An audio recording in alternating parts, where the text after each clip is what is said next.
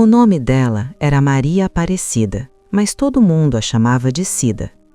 Durante muitos anos, sua vida foi simples, organizada e cheia de pequenas certezas. Ela morava em um apartamento modesto na zona norte de São Paulo, onde o cheiro de café passado cedo se misturava ao barulho distante dos ônibus. Trabalhava à noite, fazendo limpeza em prédios comerciais, e, apesar do cansaço, sempre chegava em casa com um sorriso cansado para os 2 filhos, Lucas e Ana. Cida não tinha luxo, mas tinha rotina. E para ela, rotina era segurança. Era saber que teria arroz no fogão, pão amanhecido para o café da manhã e histórias contadas no escuro antes de dormir. Os filhos ainda acreditavam que a mãe podia resolver qualquer problema do mundo. Mas a vida começou a desmoronar aos poucos, sem fazer barulho. Primeiro veio o aviso de corte de funcionários. Depois, a demissão. Cida tentou manter a calma, dizendo a si mesma que logo encontraria outro trabalho. Mas os dias passaram, as respostas não vieram, e as contas começaram a se acumular sobre a mesa da cozinha como um peso impossível de ignorar. Ela caminhou quilômetros entregando currículos, aceitou bicos mal pagos, aprendeu a esticar um pacote de arroz por vários dias, aprendeu a sorrir mesmo com o estômago vazio.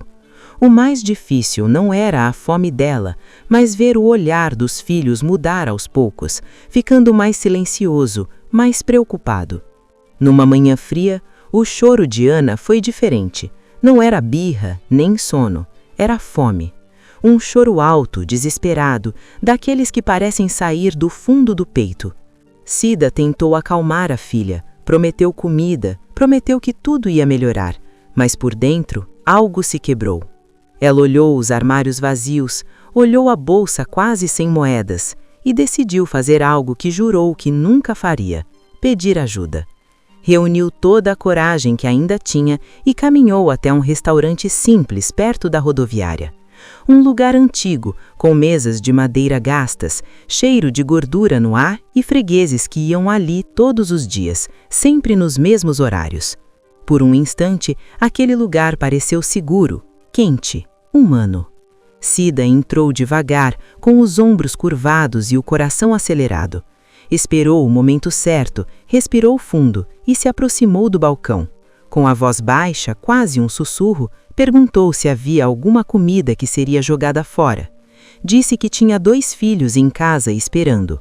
O homem atrás do balcão se chamava Sérgio. Era o gerente do restaurante. Tinha o olhar duro de quem se acostumou a mandar e a não ouvir.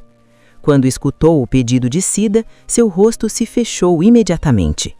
Ele não viu uma mãe, não viu uma mulher cansada, viu apenas um incômodo. A resposta veio seca, alta demais para um pedido tão pequeno. As pessoas ao redor ficaram em silêncio, talheres pararam no ar. Cida tentou explicar, mas as palavras se perderam no medo. Então, aconteceu. Um empurrão rápido, forte o suficiente para fazê-la perder o equilíbrio. Cida caiu no chão frio, sentindo as mãos queimarem ao tocar o piso sujo. Mas a dor física foi pequena perto da vergonha. Ela ficou ali por alguns segundos, sem saber se levantava, se chorava ou se desaparecia. O restaurante inteiro permaneceu calado, não porque concordassem, mas porque o medo costuma calar até os bons. Foi naquele exato momento, com Cida ainda no chão e o coração em pedaços, que a rotina daquele lugar seria quebrada para sempre. Cida ainda estava no chão quando percebeu que o silêncio havia mudado.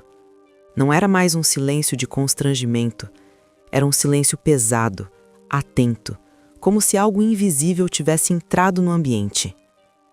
A porta do restaurante se abriu lentamente.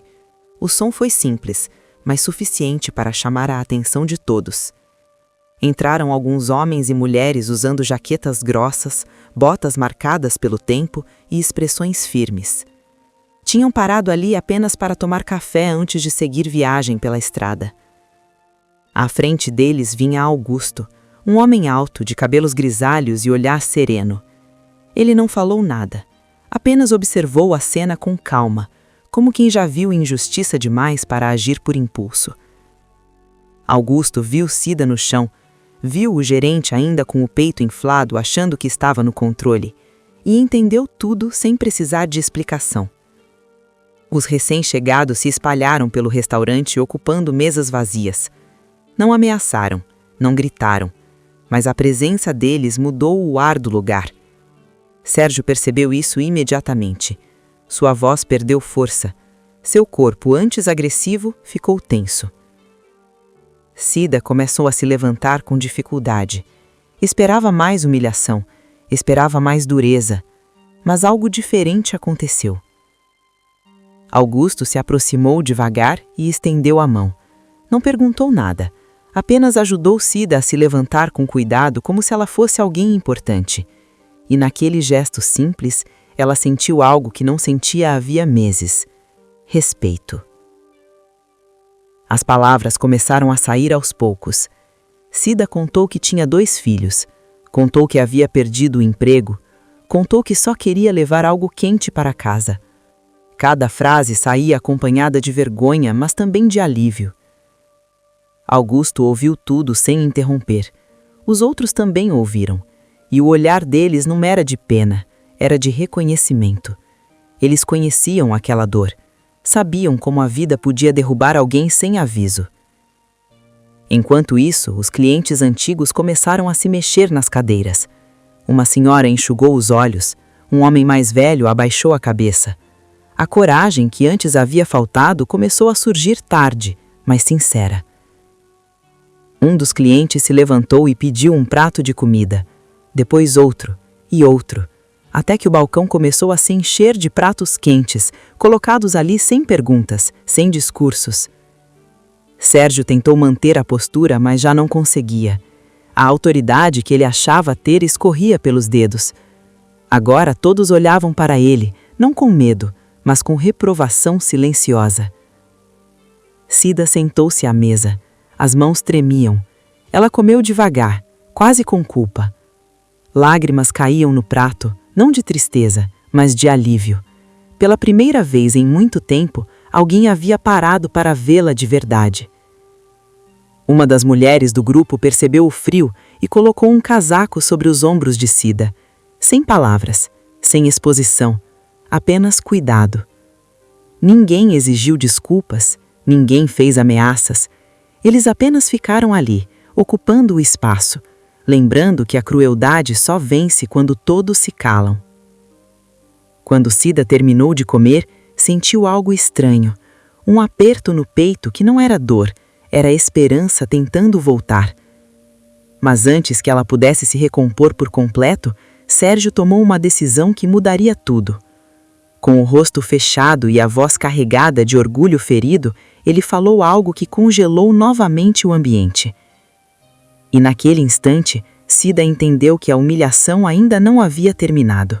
O restaurante inteiro ficou em silêncio quando Sérgio voltou a falar.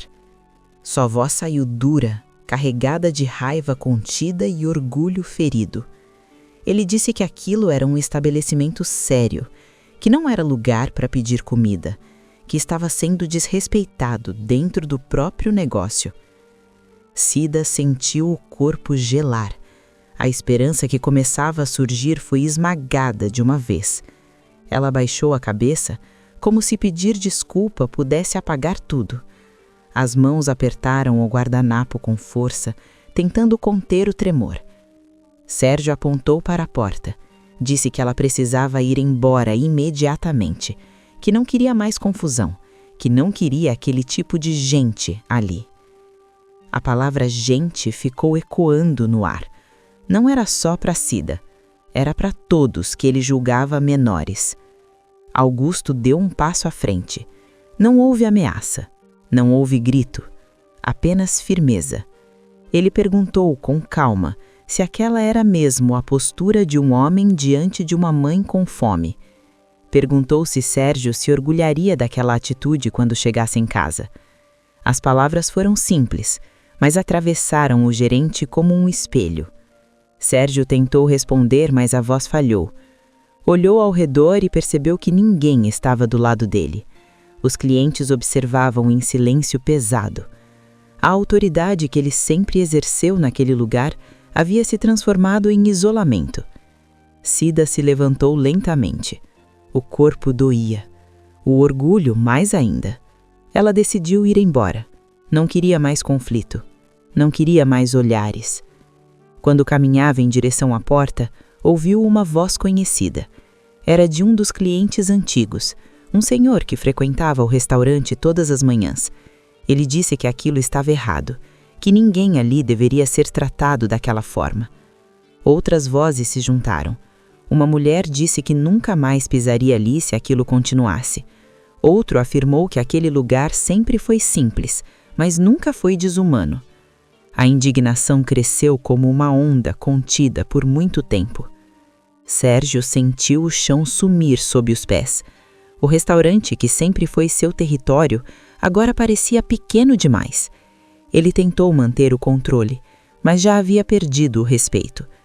Augusto então fez algo inesperado. Ele tirou do bolso um cartão simples e colocou sobre o balcão. Disse que trabalhava com transporte e que aquele restaurante recebia frequentemente pessoas da estrada, pessoas que conversavam entre si, pessoas que lembravam dos lugares onde eram bem tratadas. Não foi ameaça, foi realidade. Sérgio empalideceu. Pela primeira vez o medo apareceu em seu rosto. O medo de perder clientes, o medo de ser lembrado pelo que havia feito. Cida observava tudo à distância, confusa. Não queria ser o centro de nada, só queria ir para casa. Mas antes que pudesse sair, Sérgio explodiu. Gritou que ninguém ali tinha o direito de julgá-lo, que aquele restaurante era dele e que Cida nunca mais pisaria ali. O clima ficou insuportável, o ar pesado, o passado e o presente colidiram naquele momento. Cida sentiu as pernas fraquejarem outra vez, não fisicamente, mas por dentro. Era o ponto mais baixo. Ela pensou nos filhos, pensou que talvez tivesse errado ao tentar pedir ajuda. Ela abriu a porta para ir embora, mas algo aconteceu antes que desse o último passo. Uma decisão silenciosa começou a se formar entre as pessoas ali dentro, uma escolha que não podia mais ser adiada. E quando essa escolha se tornasse visível, nada voltaria a ser como antes. Antes que Cida cruzasse a porta, uma das clientes se levantou. Depois outra, e mais outra. Em poucos segundos, várias pessoas estavam de pé, olhando para Sérgio com firmeza. Ninguém gritava, ninguém ofendia, mas todos haviam feito uma escolha. Um senhor se aproximou do balcão e disse que pagaria a refeição de Cida e levaria comida para os filhos dela. Uma mulher completou dizendo que aquilo não era caridade, era humanidade. Outros clientes começaram a pedir mais pratos, não para comer ali, mas para levar embora com Cida. Sérgio tentou falar, mas foi ignorado. O poder que ele achava ter desapareceu naquele instante. Ele ficou sozinho, cercado apenas pelas próprias atitudes. Augusto se aproximou de Cida e disse que ela não precisava ir embora com vergonha. Disse que vergonha era tratar alguém como menos do que humano. Cida chorou. Não um choro alto, mas profundo, daqueles que lavam a alma. Ela saiu do restaurante com sacolas nas mãos, com comida, com um casaco nos ombros, mas principalmente com a sensação de que ainda existiam pessoas dispostas a se levantar por quem já estava no chão. Do lado de fora, o sol havia subido e aquecia a calçada. Os motores dos veículos ligados na estrada faziam um som distante e constante, como a vida seguindo seu curso. Augusto e o grupo se despediram com um aceno simples. Nada de discursos, nada de promessas. Cida caminhou para casa com passos mais firmes. Cada quarteirão parecia mais leve. Ao chegar, os filhos correram para abraçá-la. Ela aqueceu a comida, serviu os pratos e observou enquanto eles comiam em silêncio, concentrados, satisfeitos. Naquela noite, enquanto as crianças dormiam, Cida ficou sentada na beira da cama, olhando para eles. Ela sabia que os problemas não haviam acabado. As contas continuavam, o futuro ainda era incerto, mas algo tinha mudado dentro dela. Ela não se sentia mais invisível, não se sentia mais sozinha. Dias depois, a história se espalhou pelo bairro. Muitas pessoas deixaram de frequentar o restaurante. Outras passaram a ajudar discretamente quem precisava, não por medo, mas por consciência. Cida conseguiu um novo trabalho algum tempo depois, simples, mas digno, e sempre que passava perto daquele restaurante, não sentia raiva, sentia aprendizado. Porque naquele dia ela aprendeu que a bondade não precisa ser grandiosa. Às vezes, basta alguém se levantar quando todos os outros permanecem sentados. Agora, eu quero saber de você. O que essa história despertou no seu coração? Deixe sua palavra nos comentários. Sua mensagem pode ser o que alguém precisa hoje. Se essa história tocou você, siga o canal e compartilhe. Aqui, toda semana, histórias reais lembram que a humanidade ainda existe.